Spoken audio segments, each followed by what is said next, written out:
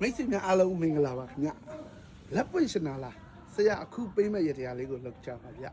နံပါတ်1လက်ပွင့်ဖို့နံပါတ်2ငွေကြေးတွေနဲ့ပတ်သက်ပြီးရှော့ရှုလွယ်လွယ်ကူကူရရှိဖို့နံပါတ်3အတွက်ငွေကြေးနဲ့ပတ်သက်ပြီးအခက်အခဲများပြည့်လည်စေဖို့နံပါတ်4အကျွေးတွေတင်နေတယ်အဲ့ဒီအကျွေးတွေမဆက်နိုင်လို့အခက်အခဲကြုံနေလားဆရာအခုပေးမဲ့ရတရားလေးကိုတေချာလေးပြုလုပ်ကြပါဗျဘာလေးလုံးဆိုလွယ်ပါလေဗျ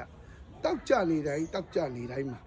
တောက်ကြနေတိုင်းမနက်6နာရီမှာနေ့လယ်7ခွဲတွင်ပြုလုပ်လို့ရပါတယ်ဗျပြုလုပ်ပုံလေးကတော့ဒီလိုညောင်ပင်ရှင်းရင်မှသွားပြီးတော့နွားနို့လေးတစ်ခွက်လောင်းလို့ပွေးလိုက်ရင်အရင်နွားနို့လေးတစ်ခွက်လောင်းလို့မယ်လောင်းလို့တဲ့အချိန်လေးမှာကျွန်ုပ်နဲ့ပတ်သက်ပြီးငွေကြေးအခက်ခဲမှန်းတယ်များလွယ်ကူစွာပြေလွယ်စွာအဆင်ပြေရပါလို့ဆိုပြီးဆူတောင်းပြီးကတ်လို့မယ်ကတ်လို့ပြီးဆိုရိုးရိုးတောက်တော့ရည်လေးတစ်ခွက်ကတ်လို့ပေးမယ်တောက်တော့ရည်လေးကတ်တဲ့ချိန်ကျတော့အေရှန်တရားမှုရရှိရပါလို့ဆိုပြီးဆူတောင်းပေးပါဗျအဲ့ဒါလေးလို့ရှိအပြင်မိမိပိတ်နေတဲ့လက်တွေပွင့်သွားမယ်ဆက်ရရှိတဲ့အကျွေးတွေအမြန်ဆန်းနိုင်မယ်ငွေကြေးတွေလက်ပွင့်လာမယ်ဗျမိတ်ဆွေများအားလုံးလက်ပွင့်ငွေဝင်စေရနွားနို့နဲ့ရေလေးတော့ကက်လူကိုလုံးဝမမေးပါနဲ့လောင်းလူကိုလုံးဝမမေးပါနဲ့ဗျညောင်ပင်ရှင်ရင်မှကက်ရမယ်နော်မိတ်ဆွေများအားလုံးမင်္ဂလာပါဗျကျမ်းမာရှမ်းသာပါစေဗျာ